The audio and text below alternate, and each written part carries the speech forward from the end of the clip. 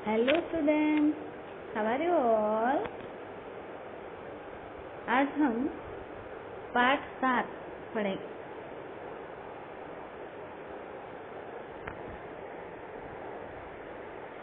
शहीद बकरी।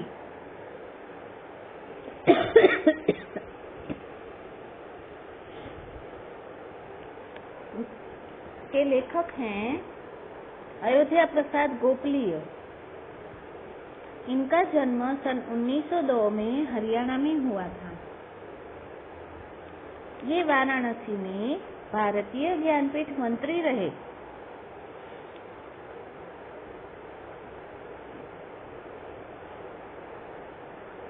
पालतू पशु कौन कौन से हैं पता है ना आपको? पालतू यानी पेट। कौन से हैं?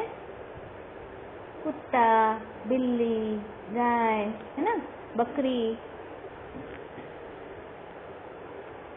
तो आज हम बकरी के बारे में पढ़ेंगे।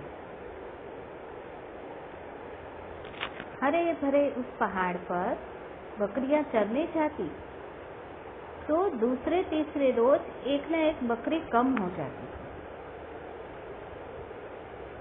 वे वहां पहाड़ पर रहने वाले भेड़िए का शिकार बन जाते। बकरियां क्यों कम हो जाती थी? क्योंकि पहाड़ पर भेड़िया रहता था तो वो खा जाता था बकरी को।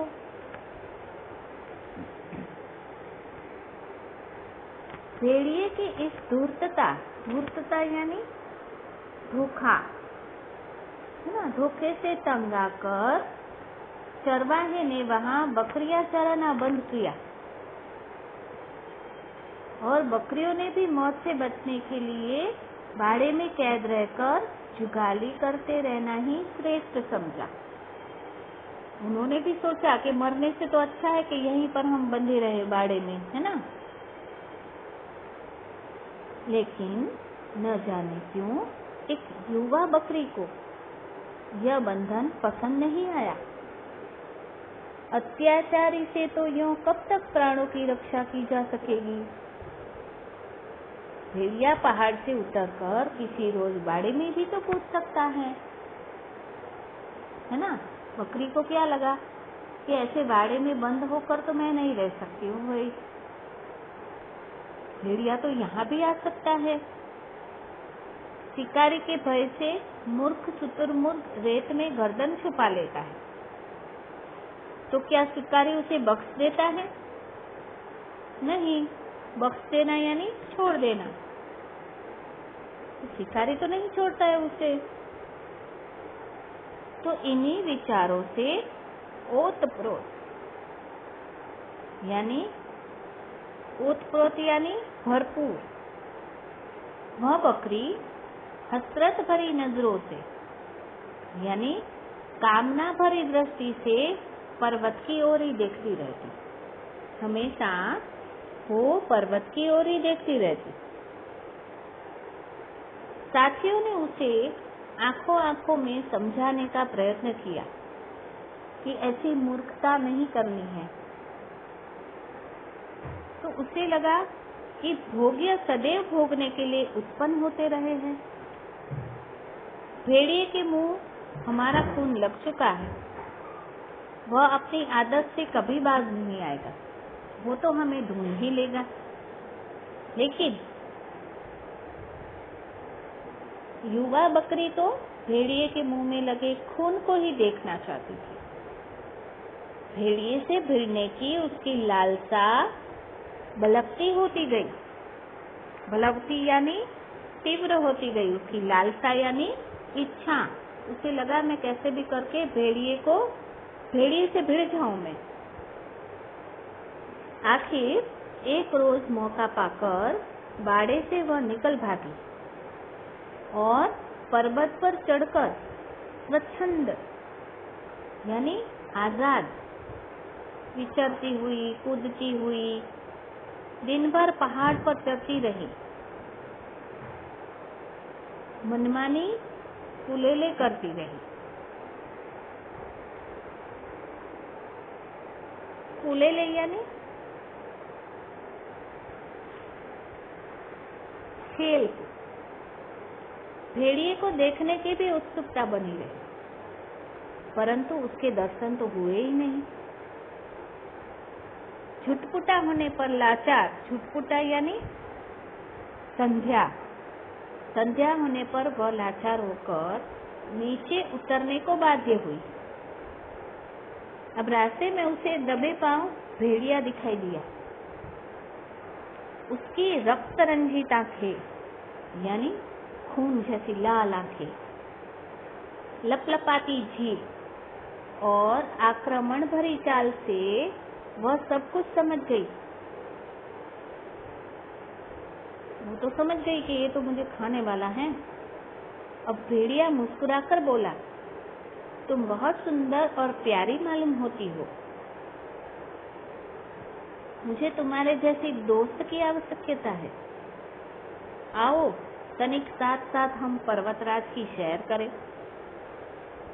पर बकरी तो भेड़िए की बातों में नहीं आई। वो तो चालाक थी। उसने तनिक पीछे हटकर यानी थोड़ा सा पीछे हटकर जोर से उसे टक्कर मारी कि असावधान भेड़िया संभल ना सका। यदि बीच का भारी पत्थर उसे सहारा न देता तो वो औंधे मुंह नीचे गिर गया होता, गार में यानी गड्ढे में। अब भेड़िए को जिंदगी में ऐसा पहला अवसर था कि किसी ने उससे मुकाबला किया। क्या करे क्या न करे की स्थिति हो गई उसे तो। किंग कर्तव्य विमूढ़ सा हो गया, यानी वो सोच रहा था मैं क्या करूं क्या न करूं।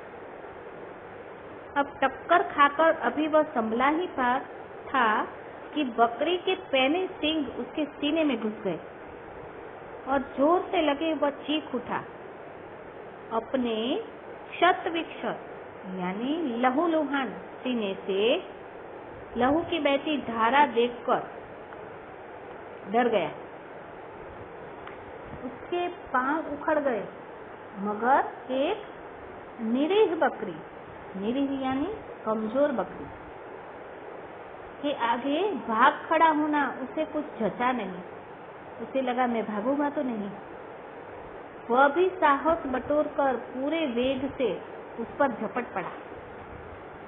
बकरी पहले तो सावधान थी। वह कतराकर एक ओर हट गई और भेड़िए का सिर दरखत से टकराकर लहूलुहान हो गया। दरखत यानी पेड़।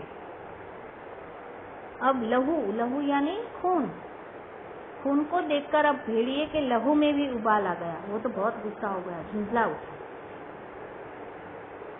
पूरी शक्ति लगाकर बकरी के ऊपर टूट पड़ा। अकेली बकरी बेचारी, उसका कब तक मुकाबला करती। वह उसके दाव पेच देखने की लालसा और भेड़िए को खून से लथपथ देखने का अरमान पूरा कर चुकी थी। उसका अरमान तो था ना कि एक बार मैं उसके भेड़िए से जाकर भिड़ूं, भले चाहे मेरी जान क्यों न चली जाए। अकर्मण्यता यानी आलस्य पर तरस खाती हुई बेचारी ढेर हो गई। उसे अपने साथियों पर तरस आया और तरस खाती हुई वो ढेर हो गई। पेड़ पर बैठे हुए तोते ने मुस्कुराकर मैना से पूछा कि भेड़िए से भिड़कर भला बकरी को क्या मिला। मैना ने उत्तर दिया कि वही जो अत्याचारी का सामना करने पर पीड़ितों को मिलता है। बकरी मर जरूर गई है, परंतु भेड़िए को घायल करके मरी है। वो मरी तो है, पर कैसे मरी? भेड़िए को घायल करके।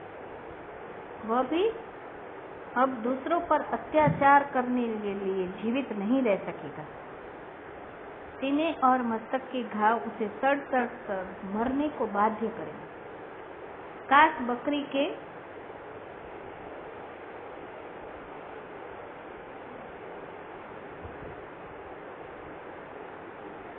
बकरी के अन्य साथियों ने उसकी भावनाओं को समझा होता।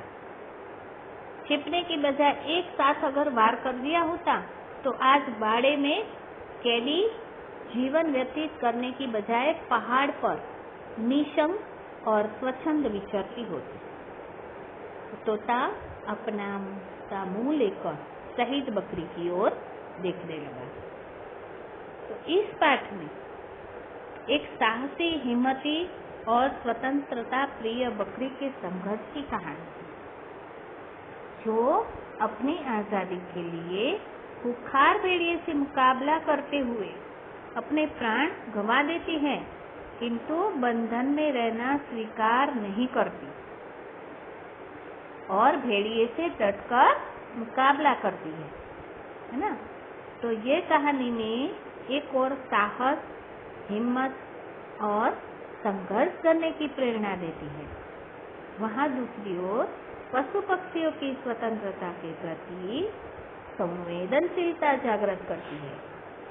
समझ में आ गया पाठ? Okay then.